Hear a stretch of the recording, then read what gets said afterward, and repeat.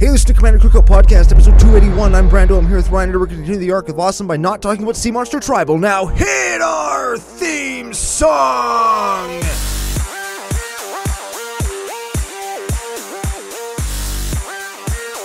Hey, Ryan. We're back for yet another whirlwind adventure. How you doing? Good. What is going down? Whole ton is going down. We're both recovering from playing in-person Magic last night at your house. 2 nights in a row. That's crazy. This is insane. I know. Is this the end of the end times? Who can say maybe? Nah. We also got people to thank, stories to tell. Before we get to any of that, we have to thank our official business daddies, FusionGamingOnline.com, your source for all your gaming needs. And I just got an order from Fuge. Can we call him Fuge? We can call him whatever we want. We're the bad business baby that won't behave. Are we on first namest enoughest basist yet? Yes. Fuge, Yeah.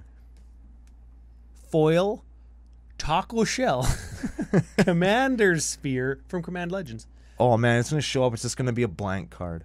Yeah, I don't know. That's shaped like this. I don't know if it's going to be tacoed or not. Like in but the lips. Oh, yes, it will be. It will be. Oh, yeah, it's a foil common from Commander Legends. It will be taco shell. I got them. I have the order, but I didn't open it yet because. It's supposed the envelope isn't. Well, it was outside, right? It was outside. So if you get cards delivered in the winter, and they're cooled down to the outside temperature, you open the envelope.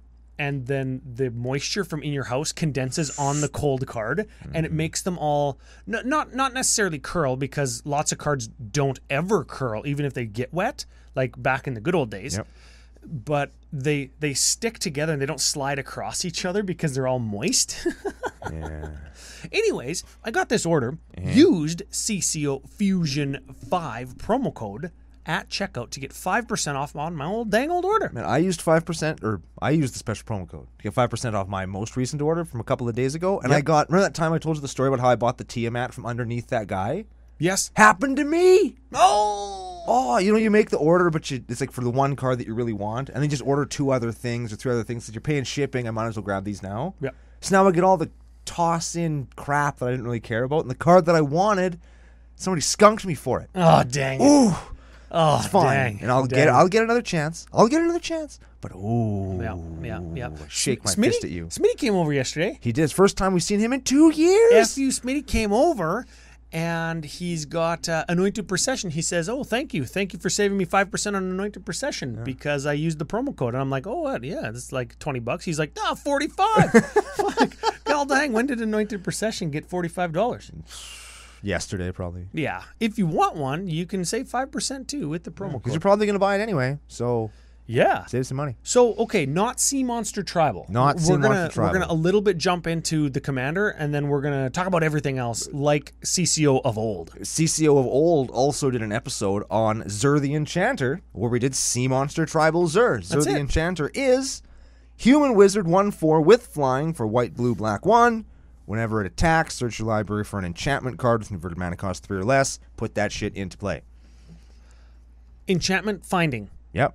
Now, what's special about this is, and what's special about CCO besides us? It's the Arc of Awesome, and we're going to do a fucking Zur deck. What the hell?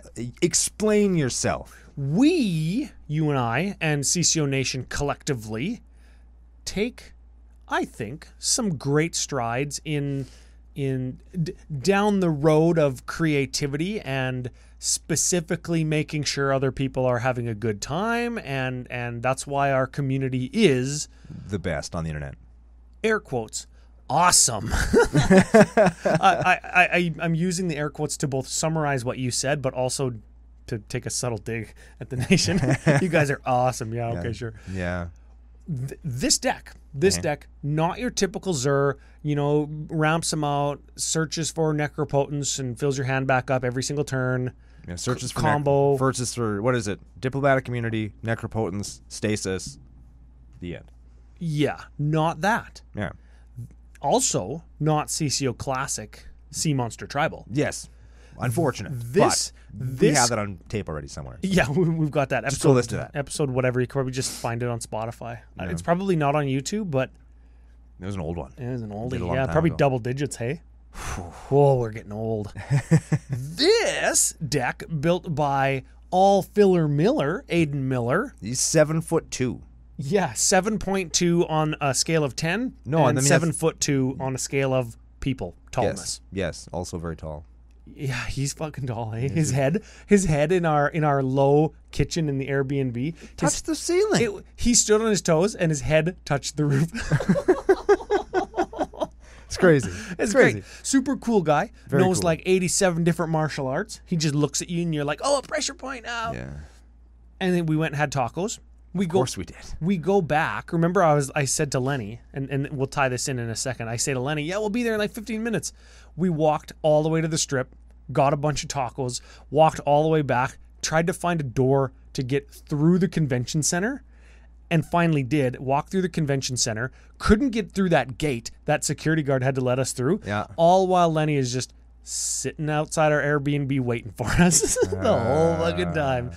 And so sorry, Lenny, but Bad friends. thank you for helping Aiden build this deck, because he says in Discord that him and Lenny built this deck in Vegas, and they told us about it. Yeah. That's why it's being featured on the Arc of Awesome, because our community just fucking meets up, smashes ideas, and some Sea Monster or not Sea Monster Zur list comes out of it. Yeah, and also CEO of Grilled Cheese. Yes, that's his On Architect. That's Architect fun. name. Yeah. I like that. That's a good name. Yeah, very cool. So Aiden Miller, that's whose deck it is. Lenny helped him make it.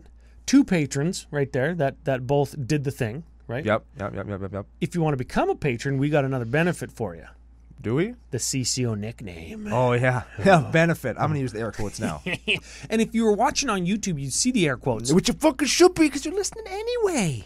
Do you know how many people on Discord actually say, I'm tired of Brando yelling at me, but I only listen to you guys when I drive. So I just went onto YouTube and subscribed. Well, I appreciate that, and so So does do I. Ryan. Yeah, very and so much does so. Erin McNutt. She's sitting over there. Erin McNutt also appreciates it. I don't know if she appreciates anything right now. Now she does. She's a good person. Yeah, she's a a good good person. baker too. Yep, Good yep, baker. yep. Good baker. I like her sweater today. It's got all those Canadian like patches on it, like it's got a beaver and like a Canada leaf. It's pretty fun. Yeah, It's pretty fun. cool stuff. Okay, benefit of becoming a patron over at patreon.com/CCO Podcast is you get a Patreon nickname. We've got a couple patrons to thank here. Okay, let's hit him with the truth. First 2. These are 2 Vegas guys too. Okay, all right. These are 2 Vegas guys came and played the most epic open flippy. Oh, yeah, that was sick. Yeah. Okay. I'm going to just use his short name because this is how he was introduced to me. Okay. Nate Mudd. Plays in the? Likes it in the? Nate likes it in the mud. I think that he said go hard, like go hard in the mud. Well, yeah, but are we talking wrestling or like butt stuff? Is there really a difference at the end of the day? Nate Mudblood. Nate Mudblood. That's what happens when you go too hard.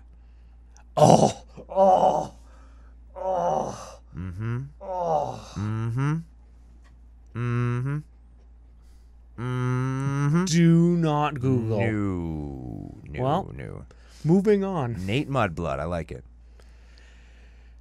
Not to be confused with the derogatory term from Harry Potter. This is something totally different. Next patron shout out. What? We're moving on. We're moving. Okay, yeah. Jack Hayden. Now, with a first name like Jack. It rhymes with Dak Faden. There's no way that's his real name. Oh. There's absolutely no chance that's his real name. But his 0% chance that his name is Zach Hayden. There's 0% chance. But his name is Jack. 0%. He was the guy that has chance. like the 800-foot long hair. Which is great for him. I'm very proud of him. Fellow long hair. But there's no way that's his real name. Can I just call him Jack Longhair? Or should we go down the Dak Faden? Which probably is Dak Faden. Dak Faden Longhair. Longhair Dak Faden? Official CCO Planeswalker, it turns out. Now I have to play one on a deck. This sucks. This sucks. Dak Faden's good though. He saw playing Vintage for a while. Dak Faden one time stole a mana vault from me, and I couldn't cast Zata because I was mana screwed. I think I still won that game though. I don't remember. See, he's not even that good. But whatever. Jack Faden. What the hell his name is? He's fine. Jack Faden. Jack Faden. Jack Faden. There. Brother of Planeswalker Dak Faden. Dak Faden. Oh yeah, pseudo celebrity. We haven't had one of those in the niche for a long time. It took us a while, but we got there. Jack Faden. Yes. And when you steal something, you jack it, so it's still like it's on brand for the family. Yeah. Bunch of kleptos. Yeah. Okay, I like it. Okay, good. Okay. That's all I got. Nate and Jack, welcome. Next one, David Axford. Assforge? Assforge. Yeah. His buns are of steel. Yes, he pinches a lump of coal in his butt cheeks and it comes out a diamond. Yeah. That also means he's tight with his money. You put a lump of coal up his ass, it'll turn into a diamond. Hey, you know what? If I could put a lump of coal up my ass and have it turn into a diamond, I'd be fucking good with money too. I would. And you know why? Because I have giant diamonds. Because I'd be so rich. I would fit. If you had a coal lump that was like, say, the size of like a pool ball. Yeah. That's still a little big for what we're talking about. But let's just use that as an example. But if it's smooth like a pool ball, I mean, you could get there. And you smushed it down into a diamond. How big would the diamond be? Microscopic. It'd just be teeny weeny. Tiny, yeah. Wow. Could you then take a bunch of those teeny weeny diamonds that would be powder because they're so small? You and smush them together and then with a smush giant them all diamond? again and make a giant diamond? Oh, shit, yeah. Or once you're a diamond is like that it. You're just a fucking diamond now. You could probably smush diamonds together. I bet you can. If we have any geology people out there, let us know. But I think if you had a bunch of diamonds and you smashed them, they'd probably go together. Hey, I don't know. If you heated them up enough or pushed them together hard enough for long enough. Yeah, you'd have to re-diamond them. You had to put them into the center of the sun or something. And to re-diamond something, you probably need to more diamond it or diamond it harder than it diamonded the first time to become a diamond. Are diamonds even that impressive? We make them ourselves and put them on saws. Like, they're not even that big a deal anymore, are they? They're less of a big deal, but real diamonds are still a big deal. Okay. Yeah. Because it was just fucking made inside the earth. Well, lots of things are made inside the earth. Yeah, but not very many things are diamonds. I guess. Last patron. No last name. What? This is just Oh, David Asforge. Okay, thank you. David Asforge. Yeah. F you, buddy. Last one. Ren. Just fucking Ren. Glenn. I used to work with a Glenn. Glenn. Hey, look at a bald eagle. Glenn Eagle. Like Glenn Eagle. Yeah. I'm sure we have one of those in the nation, but now we have two. Glenn Eagle. Yeah, the guy I worked with, Glenn, he told me a story. Like, I started working with him in like 2012. He told me this story about he used to work at a bar and some dude was like banging a lady upstairs. Oh shit! Bar, right, and he could hear like the guy's belt buckle tinking on the floor, tink tink tink tink tink, and he was like trying to ignore it or whatever. Years and years and years later, he tells me that he was banging this chick upstairs and his belt buckle was tinking on the floor, and his coworker downstairs told him he could hear it and was trying to ignore it, and it took me like it was like that drastic coming to God moment where it was like, wait a minute, you said, but didn't you? But back in 2012, you told me it was. And every time he was like, yes, I did. I remember that. Yeah, it was me. Oh man, we had to mute the conference call we were on because I was laughing so hard. I just put it on mute. And then when I took it off mute, I was still laughing when my boss was talking to me. I got in trouble. Damn it, Panef, you're not having fun here. We're doing corporate shit. Yeah, we're trying to do stuff. That's what they say. So, Glenn Eagle, welcome aboard. Oh, man, that's so odd. I fucking love that name. It's a good name. Glenn Eagle. It's cool that we saw an eagle flying around, though, too. Yeah, it's like it's the land of the free. Well, CCO Nation is the land of the free, so. And we're free as fuck up in this bitch. Yep. Speaking of free as fuck, we have a free pack to give away. Oh, yeah, we do, from last week. That's a good segue. Segway Eagle. Also a good name. Turns out if you use Eagle as a last name, it's good no matter what you do. That's pretty true. I'm going to run over some of those in my head while you tell them about the winner. Brando Eagle. Pretty cool. That's fine, yeah. Pretty cool. Brando Okay. Eagle. You guess the commander on the pre-show, you get entered in to win a booster pack. Last week you guess Obosh, you get entered in. And Simple Sand Castle wins a booster pack. So what you do, commandercookout@gmail.com. You email us. You tell us it's you. Give us your address on our system, so don't fucking ruin it for everybody. And we'll send you a pack. That's it. It's simple. It's really super easy. We like giving the packs away. It makes people happy. People love winning more than they like getting the pack, right? Like, it could be anything. You could just be the winner. When we were on the radio yesterday, we were doing like a contest where you could pick who's going to win all of the sports ball games that are happening this weekend. And it's like, if you win, we're not going to give you anything, but you have the satisfaction of knowing that you won. Yes, you're the person on the radio who won. Yeah. Yeah. And you know how many people played? Everybody played. Yeah. Everybody played just because they want to win. They want to play and they want to win, and that's awesome. I love it. You know what? If the booster pack guessing game is the most competitive thing in the nation, I'm all the more happier, because you know what that means? When we're actually playing like CEDH or games that we want to win. Somebody was bugging me the other day for trying to win. I'm trying to fucking win, right? If we're playing CEDH and we don't care if we win or not because we just want to have fun, I think that's like primo shit right there. Yeah. Right? Yeah, that's why the nation's so awesome. Yeah. I love the arc of awesome, right? Is that the segue you're making there? Well, yeah. Did I put 2 and 2 together? Yes. Make 5? At least 5. Okay, 2 more biznatches real quick. Okay. Grueling Christmas coming up. We're coming up. CCO's annual Christmas. Yeah, we're going to build a gruel deck? Maybe. Are we going to do something that somebody sent in? Maybe. It really depends on how much time I have in between now and when we record that episode. It's 100% on Brando, so don't disappoint. No pressure, thanks. Yeah. The thousands of people out in the nation need you to do this. Jesus. They need it. And it's Christmas. And kids will go hungry if you don't do it. Good. Last little bit of thing. It's not over yet for us, but by the time you listen to this, the Kickstarter will have wrapped up. Big thanks to everybody who contributed, shared, helped, supported in any way.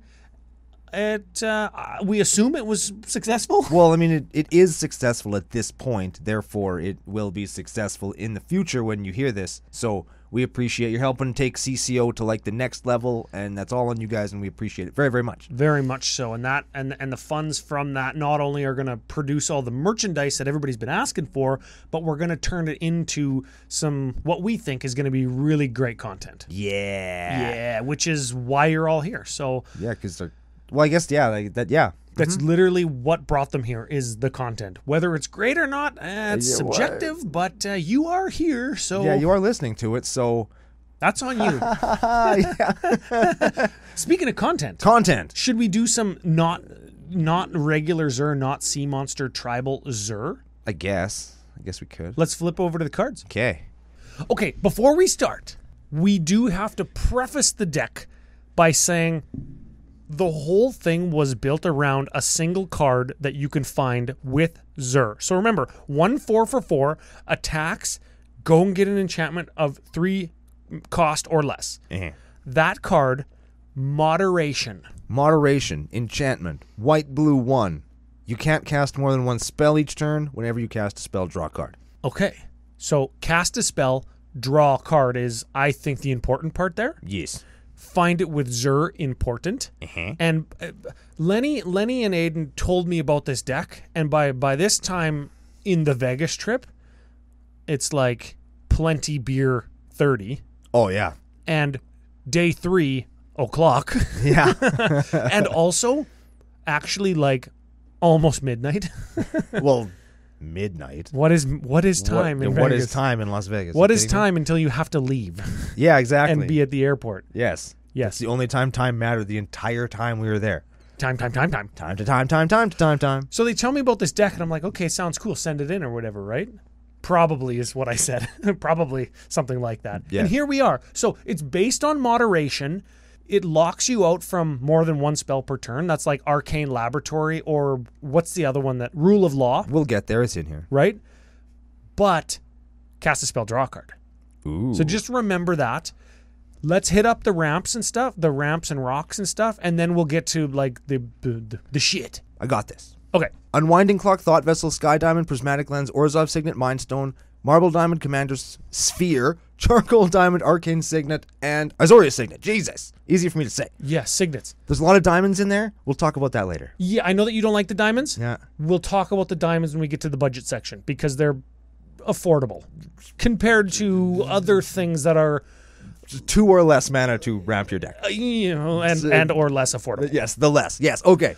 Unwinding Clock untaps your artifacts of which we have 10 others that give us mana. What's the cutoff? What do you mean? I was thinking about it. I was looking at this deck. What's the cutoff, do you think, for Unwinding Clock? Where it's like, I'm going to play Unwinding Clock to untap all my artifacts to let me play more stuff during. Oh, yeah. Like, how many do you need before it's like, damn it, like, I don't have anything to untap with this Unwinding Clock, or I only have 2 things. Is it worth it to play Unwinding Clock?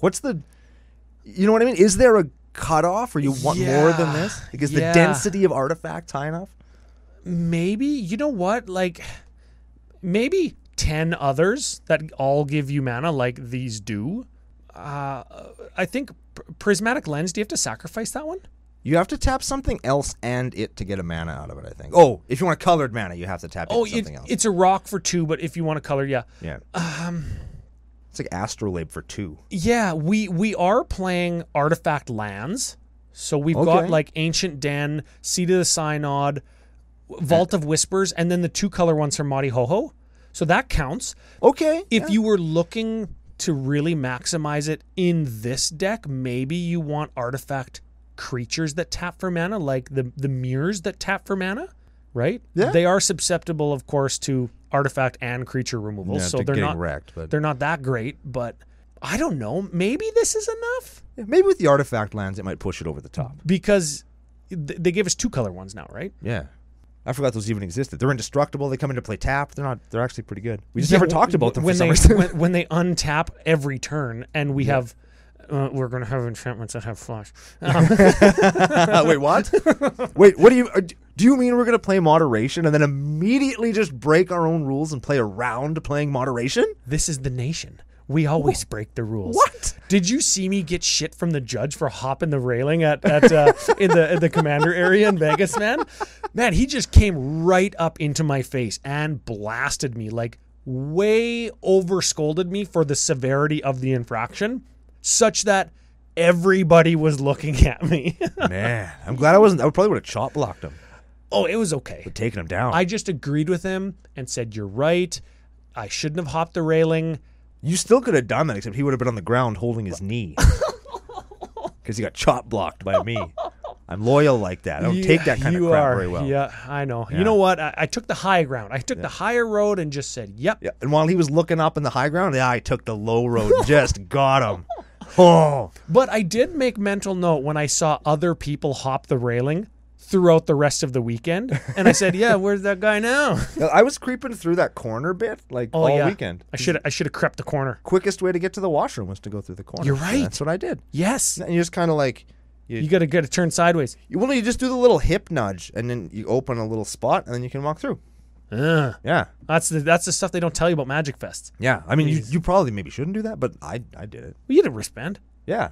That's fine. You paid to be in there. I was wearing a brightly colored shirt. You can't miss me. No, but then that one afternoon, we're like, where's Brando? Nobody's seen him all day. Turns out, tacos. Yeah, I was off getting tacos. Tacos.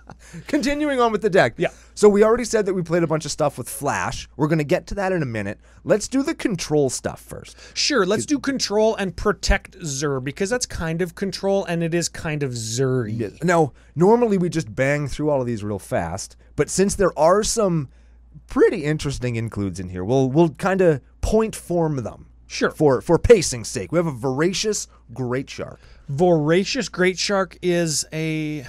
Oh, I thought that was a mutator.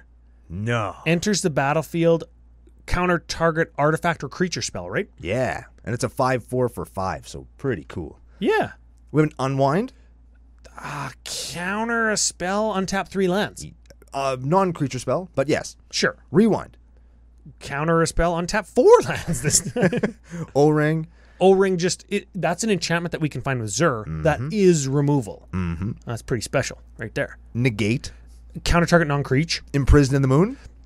Enchantment that we can turn anything into a land. Into a wastes. Specifically, like kind of a shitty land. Yeah, the crappiest land. Yeah. Except for planes. Victor. My mono white deck for lands is just gonna play like 37 Imprisoned in the Moons and be like, this is the worst deck ever. Dress down. Enchantment. Enchantment. Until end of turn. No, you creatures lose all abilities. Yes. Fuck, that's what it does. Yes. Sacrifice it at end of turn. Yes. ETBs, draw a card. That's cool. That's a good ass card. a neat Monty card. Ho Ho, if you will. I think it saw some playing Legacy for a little bit. It's sort of like sudden spoiling-ish. Yeah, also kind of like humility, except it keeps them the same bigliness. Yeah, It doesn't which is- make them small. Bad, but dress down is cool. I like that card. Draining Welk. I like this card too. Enters a battlefield, put X+1 counters on Draining Welk, where X is the spell's converted mana cost that you countered. Ooh, me. I think that this should be errated to be a slug. It looks kind of like a It slug. kind of does look like a slug. It could be a slug instead of an illusion. Then you could play it in your Toxtril deck. Precisely. Did you win that game last night? No, I didn't. Oh, no, you didn't. No, once I got because taken off. Lara won it with 0 cards in her. Yeah. God, where's Bruvac when you need him? Where's the justice there? Darksteel Mutation. This is another good one. Enchantment that just turns something into a 0/1 bug. Card's only 69 American cents. That's $3 Canadian, but that's a good ass card, man. Nice. Containment Priest. Another legacy one. Non-token creature can't enter the battlefield from anywhere except casting them from your hand. That's a good card. That's right cool. there. Cathar Commando. I think that this one flew under the radar, but it's a common, so it's like big deal. Yeah, it's so what? Flash, 3/1 for 2. Like already a good blocker. Yep. Before combat damage, if the 3 power doesn't kill the thing it's blocking, pay 1, sacrifice, destroy an artifact or an enchantment. That's very good. That's a good card. It's a very good card. And you can go to FusionGamingOnline.com, use special promo code CCO Fusion 5, get 5% off your like 25-cent common. There you go. Hell yeah. Cast Out. Another enchanty. Flash. Cast out enters the battlefield. Exile target non-land permanent and opponent controls until cast out leaves the battlefield. So it's kind of like O-Ring, except you can't do the trick. Right. But it also has cycling. For white. That's pretty good. Yeah. Can't find it with Zur because it costs 4, but you do get to cycle it if you just natural draw it and don't want it. Yeah. Lastly, we have Arcane Denial. Counter target spell. Its controller may draw up to 2 cards at the beginning of the next end step. You draw a card at the beginning of next turn's upkeep. I should put that in Bruvac. And make them draw if they fucking want to. Mill yourself. They probably would, though. They would, unless they have no cards in their library. Oh, yeah, that's true. It just turns into way better counterspell. Yeah, they're like, If they have they're no like, cards in their library. I'll traumatize them and double it, but they have an odd number of cards in their library, so they have 1 card, and then they go to like, oh, kill your guy because you made your bed, you have to lie in it. Arcane Denial, you can draw if you want. Just fuel for the fire, baby. Fuel for the salty fire. Let's protect Zur. Yes, these are, I think, regular sort of Zur cards, right? Yes. Rule of Law, we talked about that earlier. Cast 1 spell per turn, you can find it with Zur. You can also play Arcane Laboratory either instead or as well. It's the same card, except it's blue. Except it's blue, yeah, instead of white. Mirror Maid. That enters the battlefield as an artifact or enchantment on the battlefield. Cool. Yeah. Curator's Ward. Curator's Ward. Interesting. Enchanted permanent has hexproof. If enchanted permanent leaves the battlefield, if it was heroic, which is legendary Artifact or Saga. Saga, yeah, draw a card, and Zur is one of those things. And Blessing of Leeches, which is 0, regenerate enchanted creature, flash, at the beginning of your upkeep, lose a life. Now, is diplomatic immunity expensive? Because I feel like one of those should be diplomatic immunity. I think that's the Zur staple that you can still play in a casual deck as this is. I agree. It's probably not so expensive, but like with the diamonds, we'll maybe come back to that when we look at the actual overall budget of the deck. Sure. Okay, so we've got that. Let's do some drawing matters stuff. Yes, draw and flash matters are our next 2 categories. Yes. So keeping in mind that we can play 1 spell a turn, every time we play a spell we draw a card, and we're going to have the capabilities of playing lots of shit on our opponent's turns. Yes. Thereby drawing a bunch of cards as the table goes around. Drawing is important, especially when you're playing stuff such as Psychosis Crawler. Ooh, draw a card. Each opponent loses 1 life. Power and toughness equal to cards in hand. That's a really good card. Yeah. I think sees less play now than it used to, and wheel decks are more popular prevalent now than they used to be. It's so I think that's very strange. Ominous Seas. Oh, look at this 1. Cycling for 2. Enchantment for 2. Whenever you draw a card, put a foreshadow counter on it. When it has 8, you remove 8. Sorry, you remove 8, and you put an 8/8 Kraken into play. Important that you don't sack Ominous Seas to do that. So you just keep making Krakens. I kind of want to put that in Bruvac. You could call it Ominous Streets and just have it be an alley with like a guy hiding behind a garbage can with a knife. Yeah, bad guys down there. There's the Ryan Alter suggestion of the week. There it is. I've fallen off the wagon of doing that.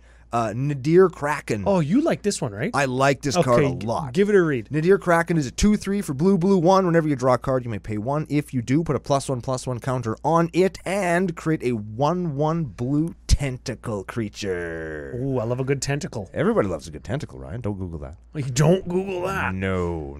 So that's a cool one. Also, the picture's freaking rad because he's just eating boats. Yes. That's very cool.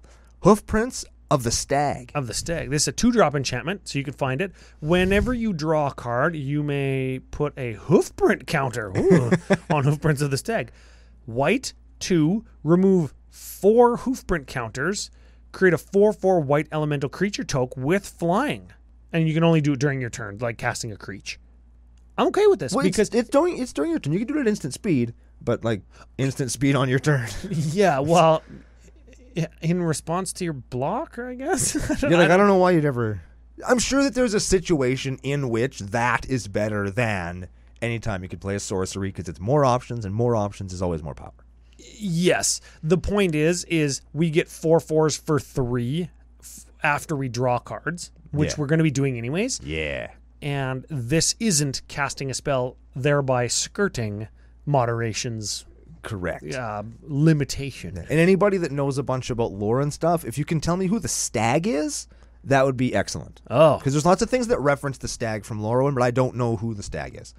Last one in the section, Chasm Skulker. That's another squiddy guy that you like, right? Oh, yeah, I love the squids, sea creatures, and oozes. Those are like the things I like. And frogs. Oh, they're all tentacly or have arms hanging out of their mouth. Yeah, I don't know what it is. I don't know what it is.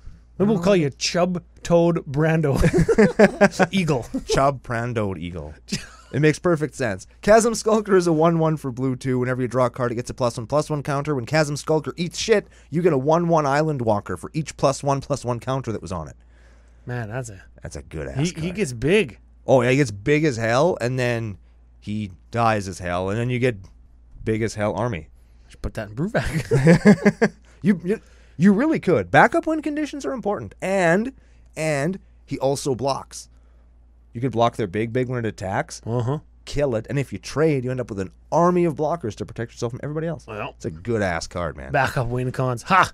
Backup win con. Milieu. You'll never... What is that? What did Johnny Gargano say? You'll never lose if you bet on yourself. Yes. So backups are for chumps. I'm betting on myself. Yeah, 100% I'm betting on myself. I'm betting on Bruvac beats for bit slapping you to win, man. I killed somebody in Vegas by attacking them with a 1/4. I fucking killed him. Let's do some Flash Matters stuff. Sure. Then we'll get into the actual flashers. Or should we talk about the flashers first? No, let's do Flash Matters because the flashers are they're the flashers.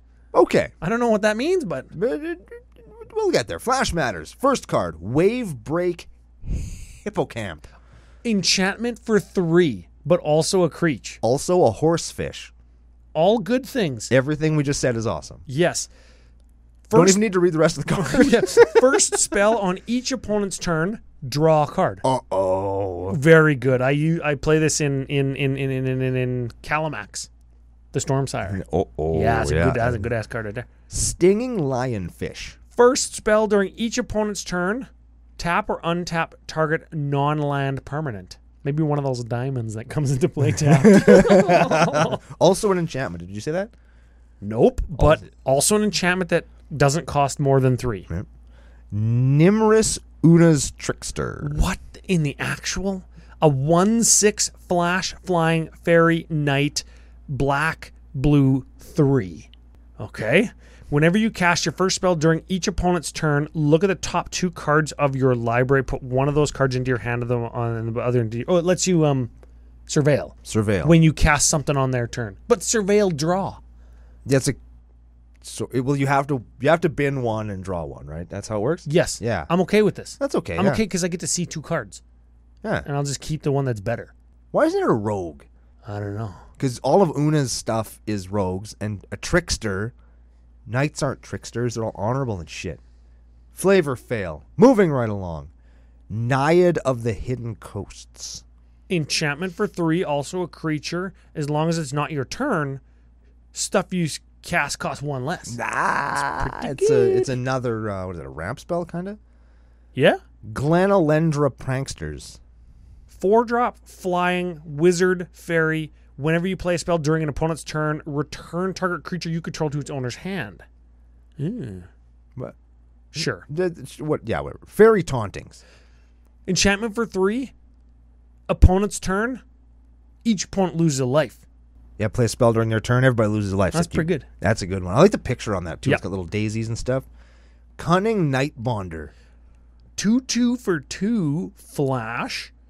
Spells with flash cost 1 less to cast and can't be countered. Sick. That's good in this deck. That's a good card. Good ass card. That's in this good deck. in lots of decks, actually. I guess flash isn't. It's got to have flash. It's not instants. It has to have flash. Yeah. And the last one is Brineborn Cutthroat. Brineborn, flash, 2-drop. Whenever you cast a spell during an opponent's turn, put a +1 counter on Brineborn Cutthroat. That's not that powerful, but I bet you it starts to beat. And it's a pirate. Pirates are fun. Sure. I'm going to point out, just me observing things, those swords with the sword with the little pokies coming out the side, I feel like those kind of suck.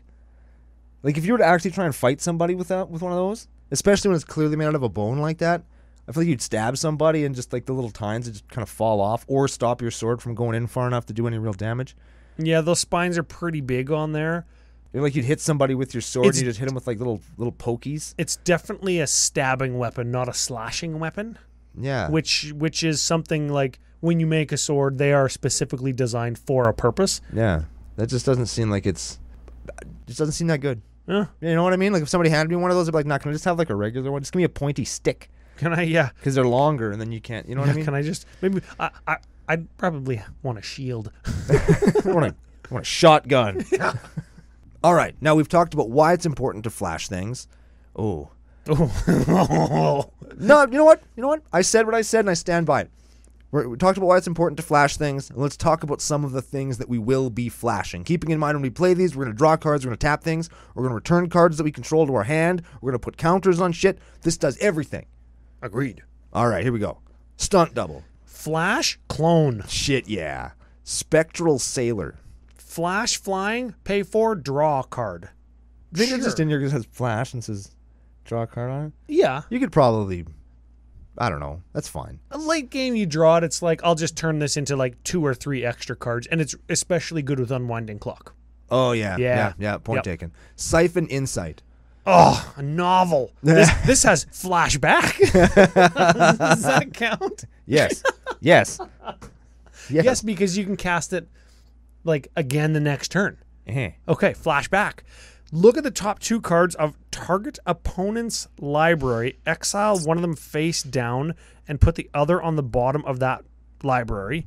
You may look at and play the exiled card for as long as it remains exiled, and you may spend mana as though it were mana of any color to cast the spell. Sure. Neat. Explain to me what's happening in the picture, because you have a lady is sitting there, and then there's 2 people kind of snuggled up to her, and they're sleeping, and she's like looking kind of naughty, but like what? I don't understand what she's doing there. I'd like to know what she's flashing.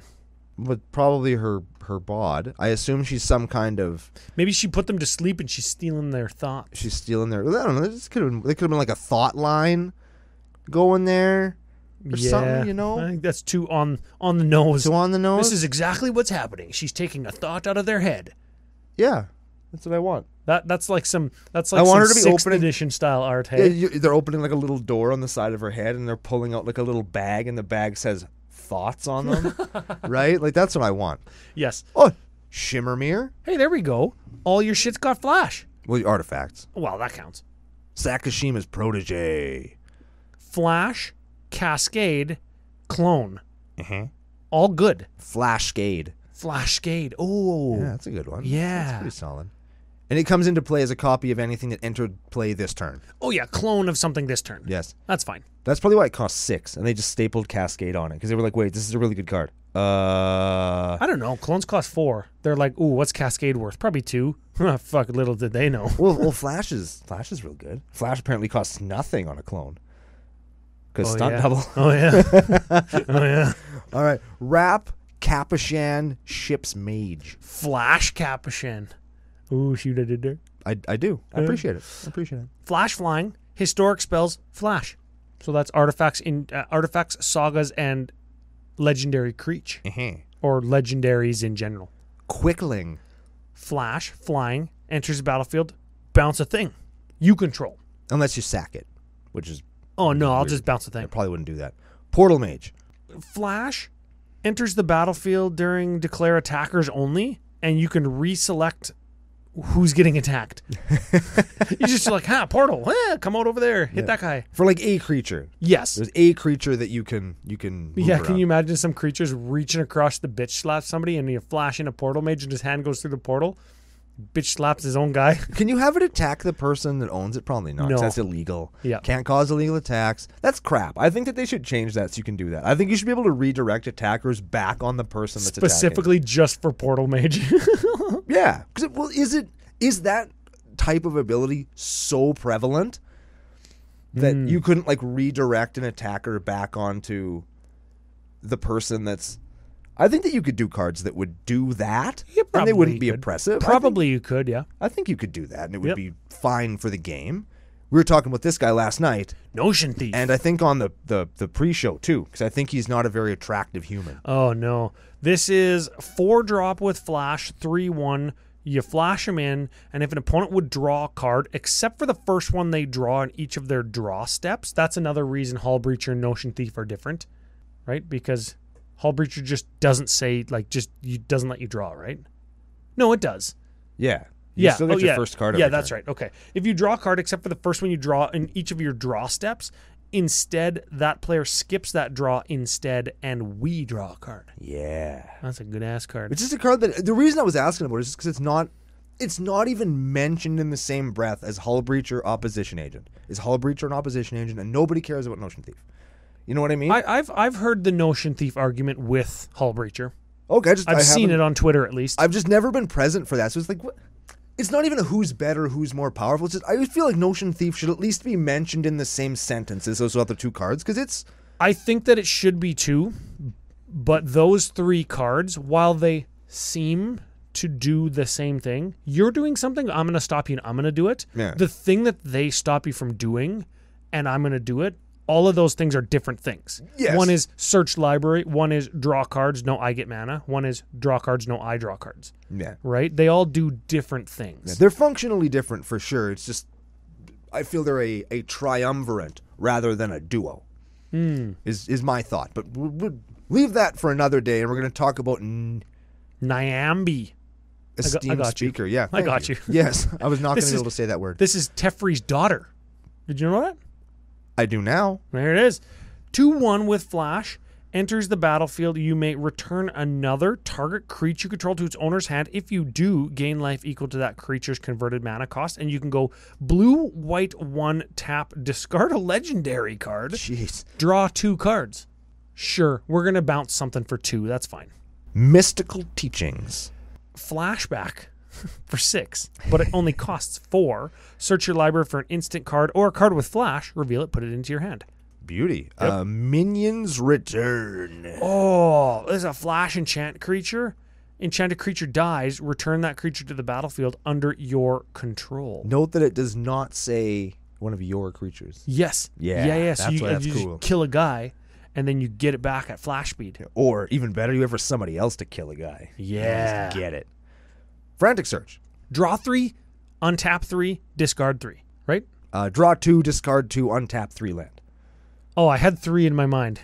You're on the right track. Draw 2, discard 2, untap 3. Yes. Got there. You Okay. got it. You got it. Fact or Fiction. Oh, God. reveal the top 5 cards of your library. An opponent separates them into 2 piles. We get a pile of our choice. And then the other one hits the bin. Yes. Important.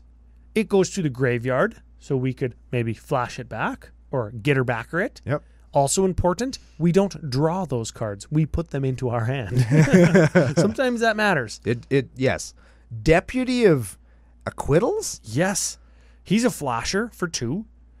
When he enters the battlefield, you may return another target creature to its owner's hand. Oh, it's a bounce guy. Yeah, and I'm just going to say this. This is the one, when I was looking through the deck, that I thought of it. That's the only one that looks like a flasher. Like, that guy He's going to lift up his toga. Yeah, and there's going to just be no underpants under there. Guaranteed that guy. Is he going to give you a full frontal or full backle? Both. Like what is it? What is it called when you give somebody full back? Full ass? It's showing your ass. It's what it. Yeah, there's no word for that. It's showing your ass. Showing your ass. How come showing your ass isn't as bad as showing your front junk? I don't know. Honestly, I don't know. Me and Kyla have had this discussion lots of times. Like, why is it like you can see somebody's like whole ass crack with like a little bit of like their dirty butthole like sticking out between the cheeks, and that's fine. That's fine. Yeah, like that guy at the recycling depot that was standing in front of me and my kid the other day, and I had to explain to him like the importance of like wearing nice clothes and wearing a belt and shit, like having a hygiene conversation with a 4-year-old because some dude's ass was out. Yeah, just when he was standing there. Yeah. But that's like okay. I don't get it either. I think that it should be either like no or just like fucking people in the nation. Yeah. Get your belts. Man, we should have had belts in the Kickstarter. Like, for me personally, I'm uncomfortable with the sight of penises because I think penises are really weird. Yeah, they suck. Like I don't want to see them, but if it came to a point where it's like you can walk around with them hanging out, I'm not going to be mad. I'll get over it. I'll adjust, but like, give me consistency. Yes. If I can see your smelly fucking unwashed ass, why can't I see the rest of you? Does it make you want to see the rest of them when you see a smelly unwashed ass? Absolutely not. Okay, but good. Consistency is very important to me, whether it be in my drinks, my pudding, or my life. Consistency. Or your opening hands. That's why you play the right amount of lands, about 29 to 31. Way to bring it back to Magic. And mana rocks, 3 or 4. Yeah, How did you? Yeah, that's all 3 CMC or greater mana rocks. Yeah. Consistency Cookout Podcast. That's us. Crafty Okay. coin purse. Speaking of coin purse, I don't want to see your coin purse. I don't want to see your back purse. I don't want to see your saggy purse. I don't want to see any of it. I don't know what this card does. Give it a read. Crafty coin purse or cut purse, if you actually read the card, is a 2/2 for blue 3 with flash. When it comes into play, each token that would be created under an opponent's control this turn is created under your control instead. Oh. So somebody goes Dockside Extortionist, you go Crafty Coin Purse, I'll get those treasures instead. Neat. Somebody goes, make a blood, and you're like, oh, I guess I'll get a blood. I cannot think of any situation under which anybody would ever do that. And if you're out in the nation and you've done that or are excited to do it, not because you just want to tell me about it, you got to let me know. Like, oh yeah, I totally Crafty cut purse this guy and got his 10 blood counters, and then I didn't do anything else because blood counters are just medium. Like, oh, it's happened. You know we're getting lists now, right? we definitely are. Coffin Purge. Yeah, this is counter target reanimation spell, right? Yeah. Instant speed, black, remove target card in a graveyard from the game with flashback. So you could get 2. It's like, is this not quite as good Cabal Therapy? This feels like a meta card because it is so pointed, so specific, right? Maybe there's lots of reanimation in the all filler Miller group. Possibly. Brainstorm is just like draw 2, put 2 back, or draw 3, get 2 back, instant speed. That's a good ass card. And the last card in the deck is an Aven Mind Sensor. This is a cool card. Flash, so it's good when you tutor, you flash it in. Flying, 2/1. If an opponent would search their library, they only search the top 4 of their library instead. Get wrecked, fetch land. Yes. I hate flashing in an Aven Mind Sensor on a fetch land, and then they still hit because they find a basic like in their top 4, and it's like, oh damn it, God damn it! I could have used this on somebody's demonic tutor. I suck at Magic. You still did use it on their demonic tutor because it probably eats shit or gets like before the D2s, it eats shit or gets caught up in a sweeper. Yeah, probably. Or you use it to block because I have to. Yeah. Cool art on that card, and it's one of those Love Your LGS promos. So if you go to an LGS and play in an event, you may get one of those in old border foil. Very cool. Yeah, cool art harkens back to CCO's top 5 in 5 artist we want back. Rebecca Gay did that original art. Neat. Yes, and that's the art that's on the Love Your LGS promo, which we do every Thursday. We play some EDH. We sure do. Although now that's done for the rest of the year, we're going to have to find some other way. No, you heard wrong. I heard wrong? There is Magic next week. Oh, fuck yeah. But after that and the week after that, there is no Magic. Okay. Yes, I meant to tell you that. Totally forgot until now. Oh, man, I'm very excited that that's a thing. Very excited. Good. Let's move on to some strengths and weaknesses. Strengths and weaknesses. I want to start with the strengths because one of them leads into a weakness, and I can't really formulate the thought the other way. Okay. Strength. Unique and interesting because it's not that Zur deck like we've said so many times on the show. Yeah, that's like another strength in itself. It's not the Zur deck. You'll play this one time and everybody's going to be like, oh, okay, that's fine. You're going to play a Zur deck? Cool. Takes bad cards and makes them good. Yes. Which is something that we love to do in the niche. Correct. We take bad cards all the time and make good, fun things. Yes. Are they good? I don't know. But are they fun? Yeah, probably. But most of the cards in here, I think you could make a case for them being good. Yes. But, I mean, are you going to play them over other things? Probably not. Now, let's flip that over into a negative. Lol, it plays worse versions of things that already exist.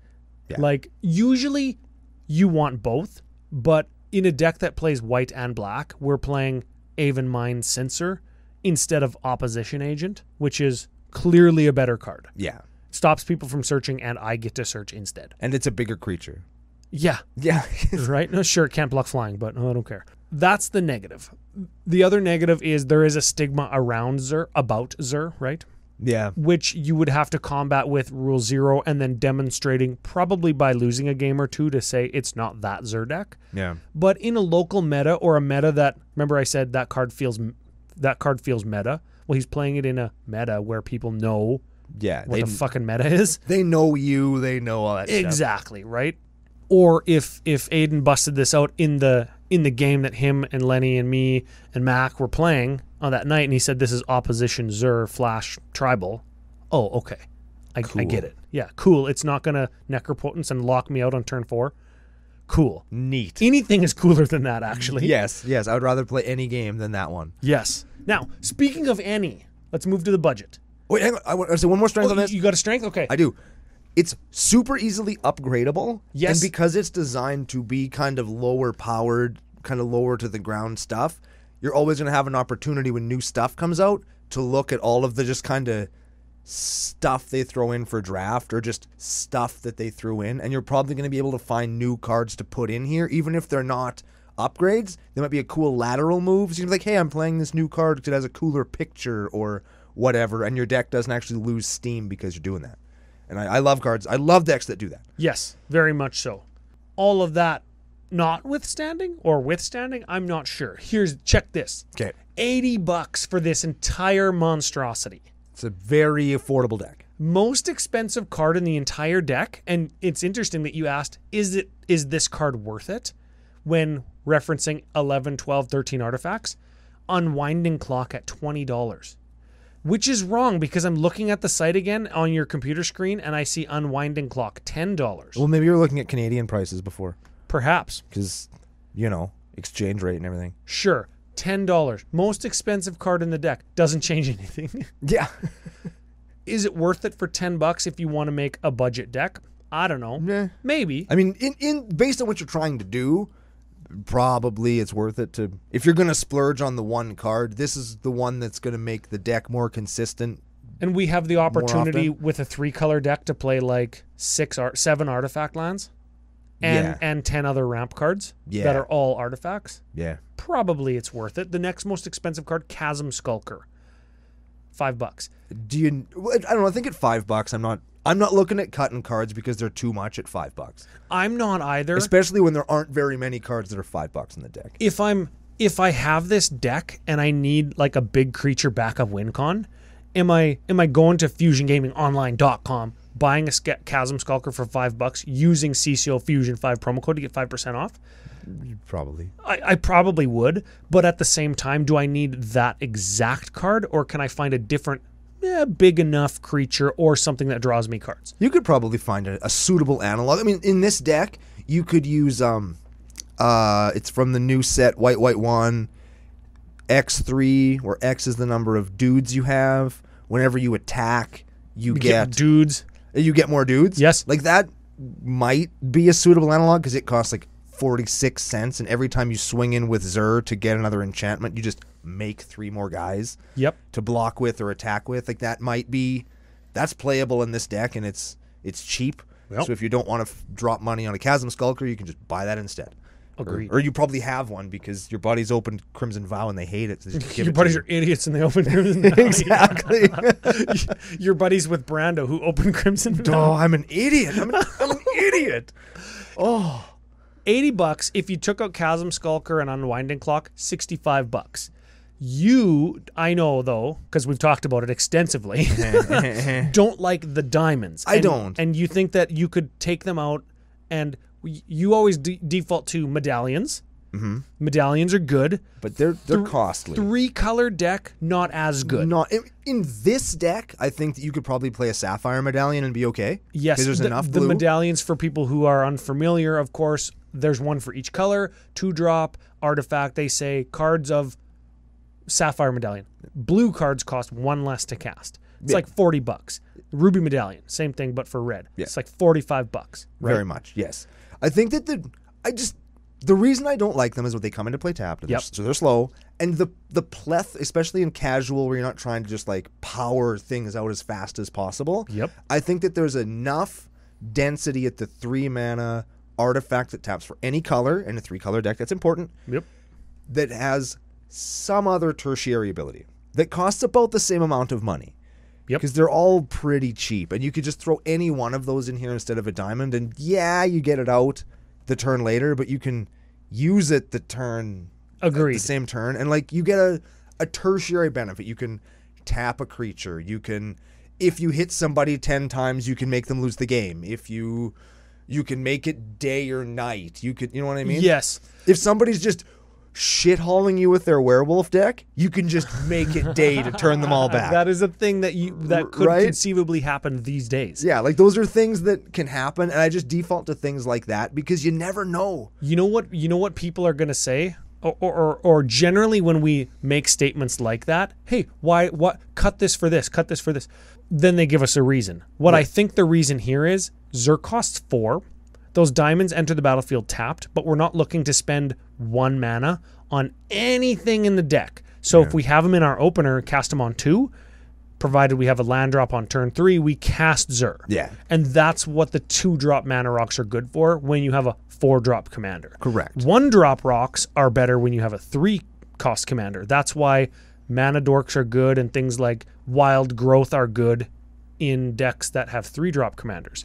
Land, enchantment like a Wild Growth, Utopia Sprawl, turn 2 land, play my commander on turn 2, right? Yeah.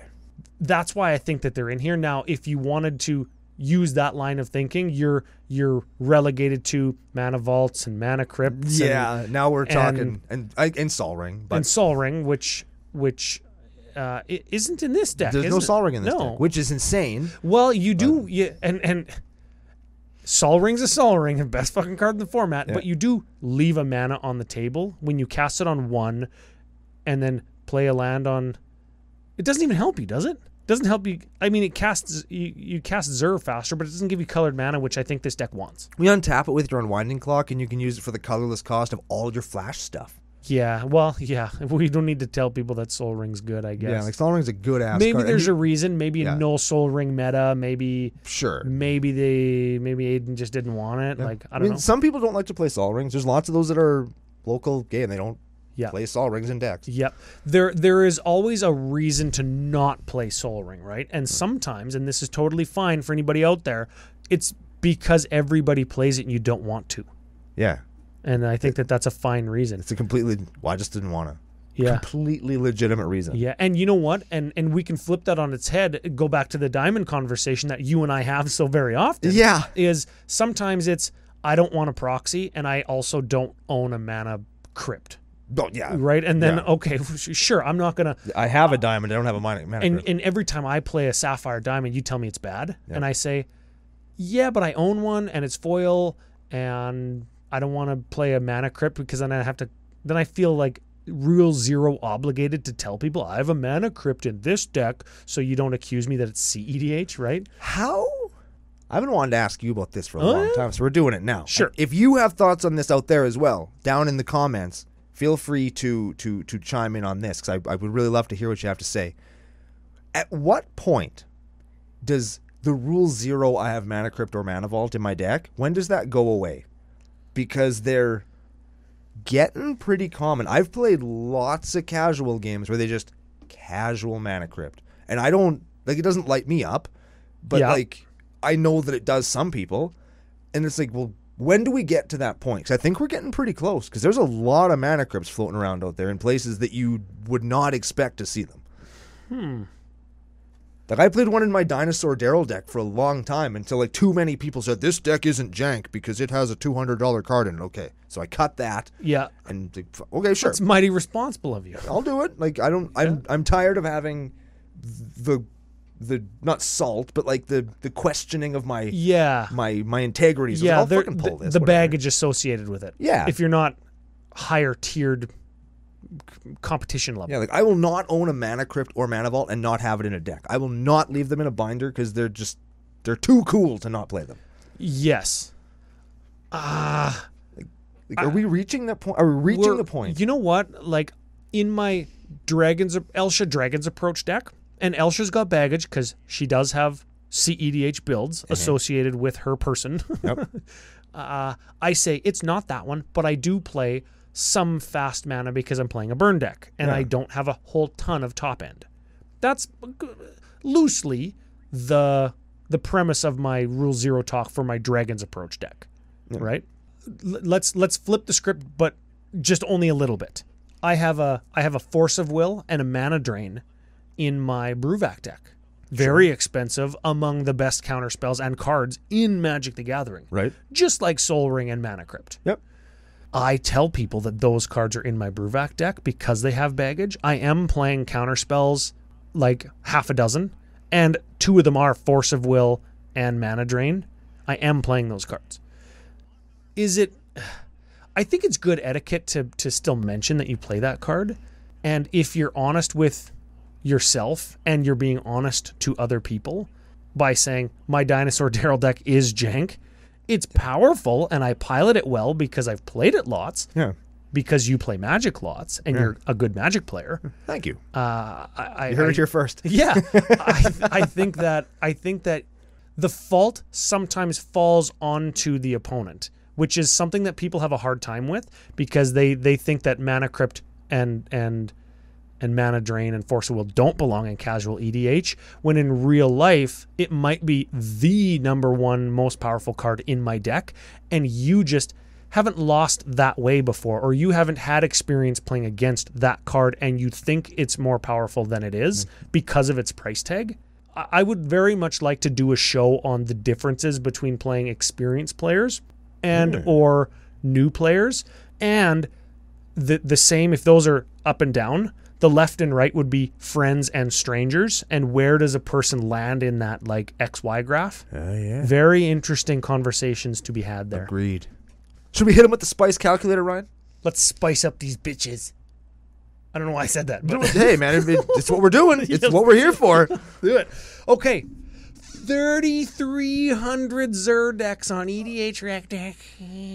That puts him at the 3rd spot in Esper Commanders, right below our boy Aloru, Ageless Aesthetic, and right above Aminatu, the Butt Stitcher. Yes.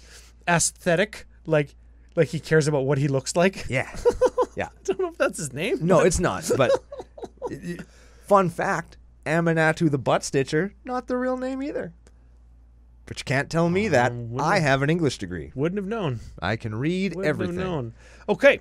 2.87 average CMC. That is lent to itself because Zur wants 3 drops or less. Correct. That's why we have that. Uniqueness rating. This is cards different than scrolling through the Zur page on EDH.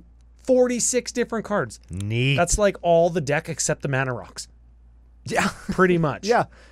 And I saw some good cards on that page, let me tell you that. I bet you did. But we're not playing those. Yeah, heck 'em. Heck them all the way to heck. Yes. Frick them. Frick them all the way to heck. Censorship Cookout Podcast. Still a C, though. It is. Yeah. Still a C. Okay, punch it all into the spice calculator. 59.9. Nice. I'm going to round that to 60. Yes. I'm going to round it to 60 and give Aiden a good grade. Yeah. Well, I mean, 59 is also a good grade, but 60 is a better grade because, and math is fun, 60 is a bigger number than 59. Last time I checked. CCO math lesson. That's a new stamp. Yes, Calculus Cookout Podcast. Still a C. And next week, or the week after, we're going to be Christmas Cookout Podcast. Oh. Christmas Celebration Cookout Podcast. It's too many C's. It's too many. CCO. And it's going to be cold. CCCCCO. Camp out and burn a Yule log. Well, I don't know. Just throw a random Y in there. That would be CCCCCCYO. I'm okay with this. Yeah. What's that dance look like? There's people just going like, I guess nobody can see what I'm doing, but it's funny. The point is, it's funny. Everybody imagined it, though. Anybody who's ever done the YMCA dance, just do the C over and over and over again. It's lots of fun, actually. I just discovered that. Oh, man. Everybody assumed that you did it above your head, though, but no, he didn't. So it just looked like a gorilla dancing. That's what it looks like when I dance. That's why I don't dance. That's so good. Okay, well, all Filler Miller and all of the other patrons, community members, Twitter followers, Facebook likers, people who tell us we're wrong. Even them. Yeah. As wrong as they are. Big old F you. Yeah, F you to all of those people. But thank you so much for being here. Thanks to FusionGamingOnline.com for helping us be here. Remember, CCO Fusion 5, special promo code, 5% off all the shit that you're going to buy anyway, be it budget, Zur, moderation decks, or full-on CEDH. Everybody doesn't want to play Magic with you Zur decks. Oh, wait, I got I mentioned this last week at the end of the show as well. We've got a little special gift in the new year for the patrons. We're working on the logistics behind it. I'm squeezing Fusion a little bit harder than they want to pop and squirt against the mirror. That's a zit popping joke. A pimple thing, yeah. Yep. But we're working on the logistics of it. We're going to be sending out some nice little deals. Sometimes people ask me about the deals, and I heard Ryan explaining this particular deal to some of the guys last night, and I don't understand it. There's a lot of trigonometry involved, so we'll just have to wait, and we'll all learn about it together. Yeah, I'm doing all the heavy lifting and mental gymnastics and squeezing for the patrons to get a good deal. So if you want to get in, I've been teasing it at the end of the show, if you want to get in before the end of the year, you're going to get a little special deal in the new year. And I'm in the wings with like the chair and the lead pipe in case somebody gives me any crap. Or if Max Crandell walks by. Yes, that as well. That will eventually happen too. And we're going to talk about why that's awesome on the next episode of Commander Cookout Podcast. Hit our theme song!